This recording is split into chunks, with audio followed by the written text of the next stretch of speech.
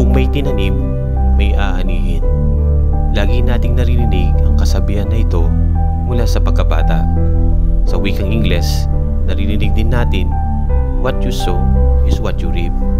Napakadaling intindihin ang katagang ito, pero sa isang banda, marami sa atin walang pambili ng lupa para makapagtanim man lang ng konting gulay at prutas sa kanilang bakuran. Napakapalad ng mga nasa probinsya, katulad ko na may mga tanim. Kaya minarapat kong magtanim, hindi lang para sa akin at ng aking pamilya, kundi sa mga taong malapit sa amin. Tulad kunwari nung panahon ng COVID na walang mabilhan ng pagkain, minarapat kong magtanim kahit konti para makapagbigay sa mga taong nangangailangan ng konting pagkain. Ito ay tanda lang ng pasasalamat sa poong may kapal na nagbigay ng biyaya na ito.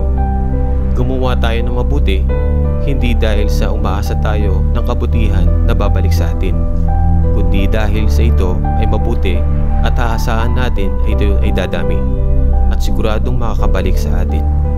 Magtanim ng mga binhi ng pag-ibig at ito ay mamumunga ng pag-ibig.